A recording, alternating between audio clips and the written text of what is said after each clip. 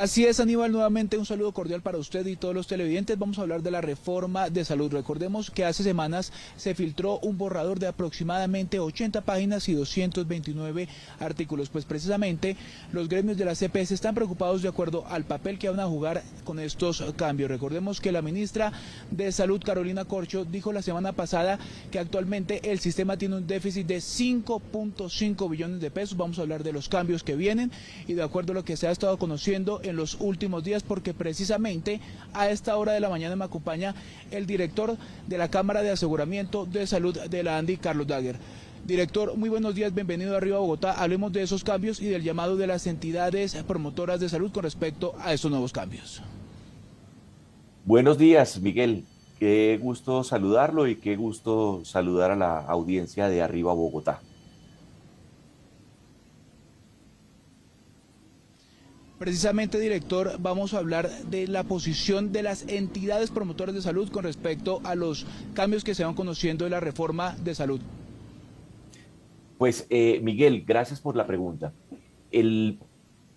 A nuestro juicio, teniendo en cuenta, en todo caso, que el borrador, el gobierno ha dicho que ese borrador que ha circulado no es el oficial, pero lo ha defendido en diversos escenarios, entonces hagamos un análisis a partir de esa información que tenemos.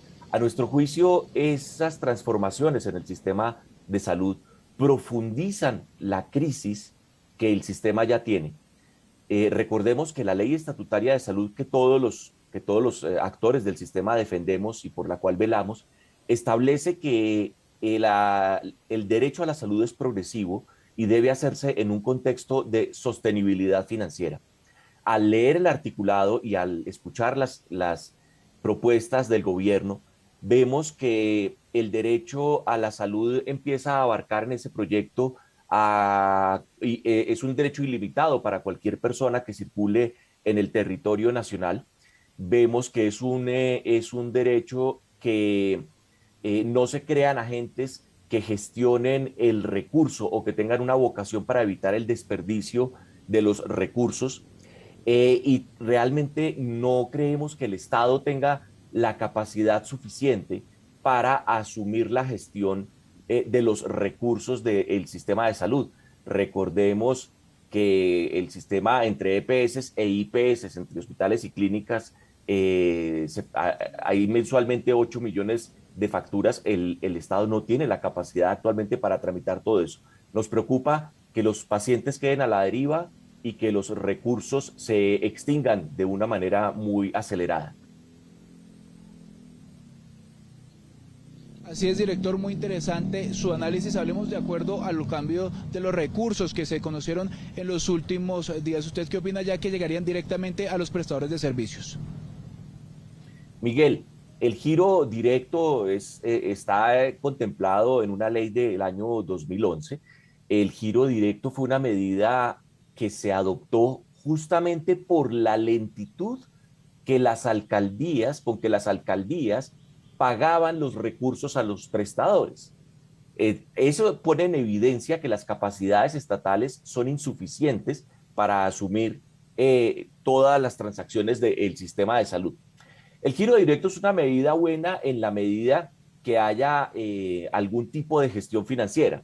Si el giro directo se profundiza y se les dice a las alcaldías o a la ADRES cuándo y cómo se gira, pues entonces desaparece el concepto de gestión financiera que realizan las EPS. Permítame poner un ejemplo.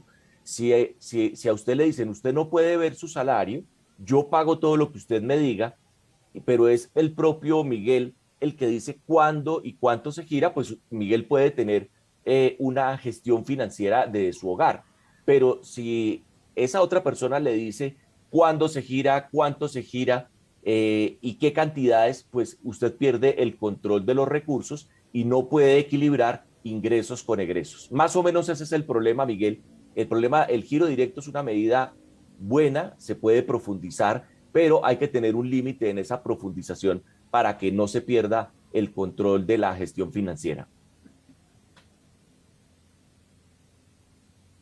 Carlos, muy buen ejemplo, director, de acuerdo a lo que usted planteó, pero nos preguntan ya para terminar los televidentes que se conectan a esta hora de la mañana con aquí en nuestra transmisión en vivo en eltiempo.com, si eso es equivalente, de acuerdo a lo que están planteando, con lo que se conoció algunos años con respecto al seguro social. Miguel, sí, la propuesta del gobierno tiene muchos elementos que asemejan al seguro social. El seguro social tenía muchos elementos. Primero, por ser manejado estatalmente, presentó unos niveles de corrupción que lo llevaron a la quiebra.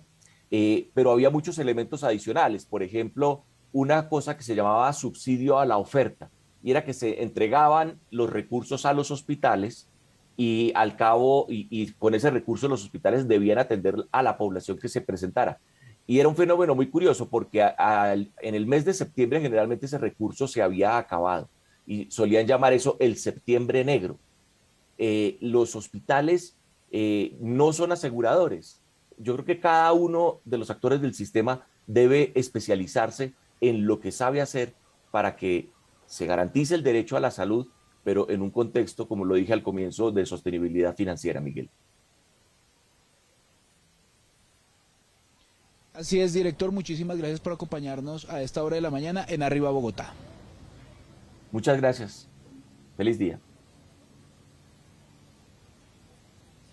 Muy bien, esta fue el análisis y también la opinión de los diferentes gremios de las entidades promotoras de salud. Nosotros vamos a estar muy pendientes con respecto a que se sigue conociendo a este tema.